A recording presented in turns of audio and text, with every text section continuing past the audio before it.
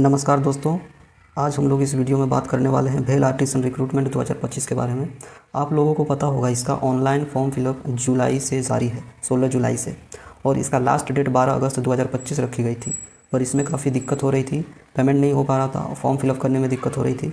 बहुत सारे candidate form को फिलअप नहीं कर पाए थे, किसी के पास पैसे की दिक्कत थी तो किसी को इसकी जानकारी तक नहीं थी। खैर, कारण कुछ भी हो, अच्छी बात यह है कि इसका लास्ट डेट बढ़ चुका है। क्या है वो डेट, इस वीडियो में देखने वाले हैं। जो पहली बार इस वीडियो को देख रहे हैं, ध्यान से पूरा देखिए। इसमें हम लोग शॉर्ट में बात करने वाले हैं पोस्ट, क्वालिफ़िकेशन, एज, सैलरी और फ़ी के बारे में। तो चलिए ऑफिशियल नोटिफिकेशन देख लेते हैं। यहाँ पे एक पॉइंट लिखा गया है पावर जनरेशन, जिसमें थर्मल है, न्यूक्लियर है, हाइड्रो है और सोलर, ये चारों क्षेत्रों में ये कंपनी फ़िलहाल काम कर रही है। इसके बाद है पावर ट्रांसमिशन, फिर है डिफेंस, इसमें एयर स्पेस है, फिर रेल ट्रांसपोर्टेशन है, ऑयल है, गैस, ई मोबिलिटी, इन सब फील्ड में ये कंपनी अभी काम कर रही है। और इसमें डिटेल बताया गया है कितने सर्विस सेंटर हैं, रीजनल मार्केटिंग सेंटर क्या है, रीजनल ऑफिस कितने हैं। ठीक है, देख सकते हैं आप लोग। आप चाहें तो इसका स्क्रीनशॉट ले सकते हैं। हम लोग मेन टॉपिक पे बात करने वाले हैं जो कि आगे आएगा। चलिए देख लेते हैं। यहाँ पे देखिए, देख सकते हैं आप लोग टोटल ये जो वैकेंसी है कौन कौन यूनिट से निकाली गई है। पहला है तमिलनाडु, ठीक है, बॉयलर ऑक्सिलरी प्लांट, शॉर्ट में बाप इसको बोल सकते हैं, रानीपत का है। फिर दूसरा है आंध्र प्रदेश, फिर है उत्तर प्रदेश, फिर है कर्नाटका, फिर उत्तर प्रदेश, उत्तराखंड, तेलंगाना, मध्य प्रदेश, उत्तर प्रदेश और तिरुचिरापल्ली। इतने सारे यूनिट में ये वैकेंसी निकाली गई है, एक जगह का नहीं है। ठीक है, और कहाँ कितना निकाला गया है ये भी डिटेल यहाँ पे दिया गया है, नीचे में देख सकते हैं आप लोग। और एक बात बताना चाहूँगा, ये जो पोस्ट है टोटल ITI का है। ITI ट्रेड अगर कोई किया हुआ है तो वो अप्लाई कर सकता है। कौन कौन से पोस्ट पे अप्लाई कर सकते हैं देख सकते हैं आप लोग। पहला नंबर है फिटर, फिर है वेल्डर का, फिर टर्नर है, मशीनिस्ट है, इलेक्ट्रीशियन है, इलेक्ट्रॉनिक्स मैकेनिक है और फाउंड्री मैन। इतने टोटल 7 पोस्ट हैं। और यहाँ पे यूनिट वाइज वैकेंसी दी गई है, देख सकते हैं आप लोग। ये शॉर्ट में लिखा गया है, ऊपर जो अभी यूनिट बताया गया था उसी का ये शॉर्ट फॉर्म दिया गया है। आप चाहें तो इसका स्क्रीनशॉट ले के पूरा डिटेल देख सकते हैं। तो दोस्तों आगे हम लोग देखने वाले हैं नोट। इसमें 4 पॉइंट दी गई है, जिसमें से 2 काफ़ी ज़रूरी है। पहला, दूसरा वाला पॉइंट और है तीसरा पॉइंट। ये हमारे काम की चीज़ है, वैसे तो सभी काम की चीज़ है पर इसका डिस्कस करना काफ़ी ज़रूरी है। दूसरा वाला पॉइंट में बताया गया है कि जो एग्ज़ाम होगा वो कंप्यूटर बेस्ड टेस्ट होगी और एग्ज़ाम एक ही दिन कंडक्ट कराई जाएगी, सारे ट्रेड का और सारे यूनिट्स का।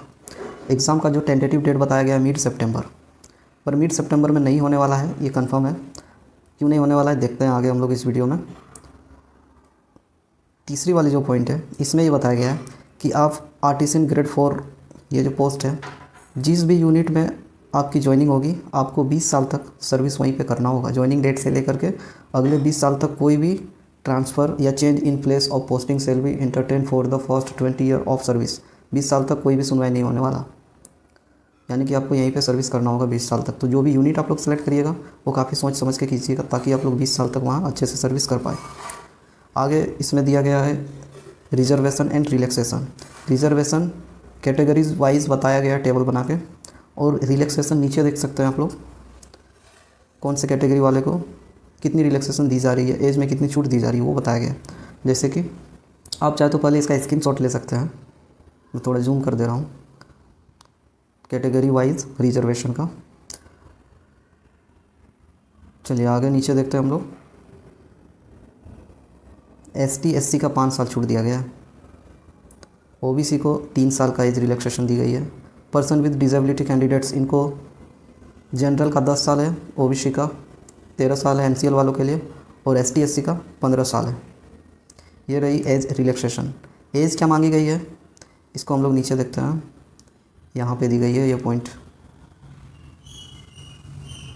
देख पा रहे हैं। Upper age limit as on 1 July 2025, इसके आधार पर आपका जो डेट ऑफ बर्थ के हिसाब से जो एज होने वाली है 27 साल जनरल और EWS के लिए, OBC MCL वालों के लिए 30 साल, ST SC 32 साल।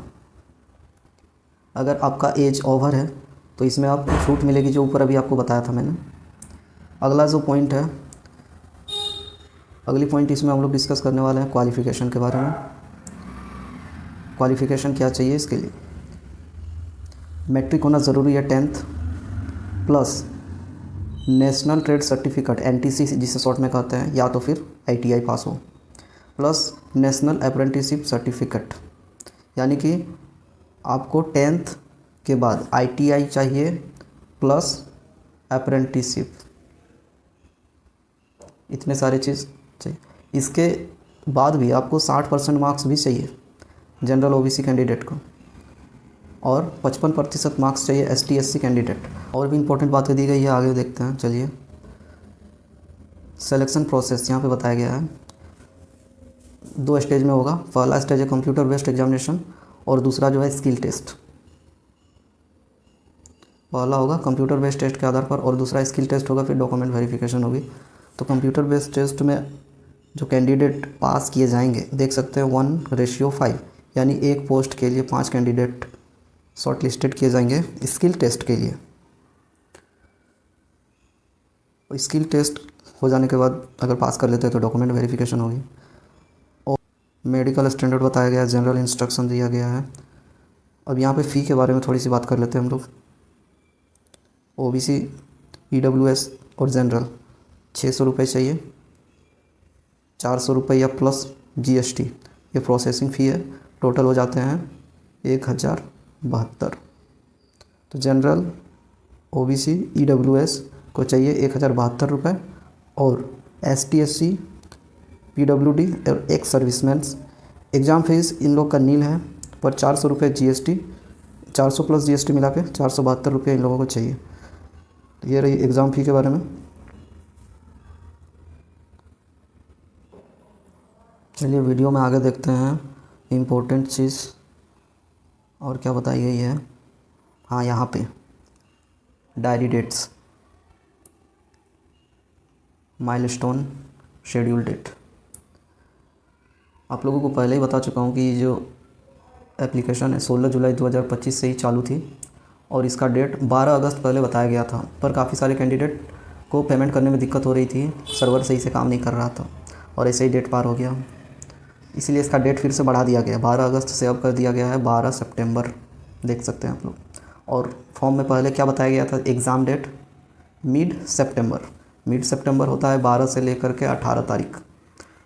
अगर 12 तारीख तक हम लोग फॉर्म को भरेंगे तो 12 से 18 के बीच में कैसे इन लोग परीक्षा कंडक्ट करा लेंगे। तो इसलिए सितंबर में परीक्षा संभव नहीं है। सितंबर के बाद हो सकता है अक्टूबर या तो फिर नवंबर, इन 2 महीनों के बीच में एग्ज़ाम की डेट फिक्स हो सकती है।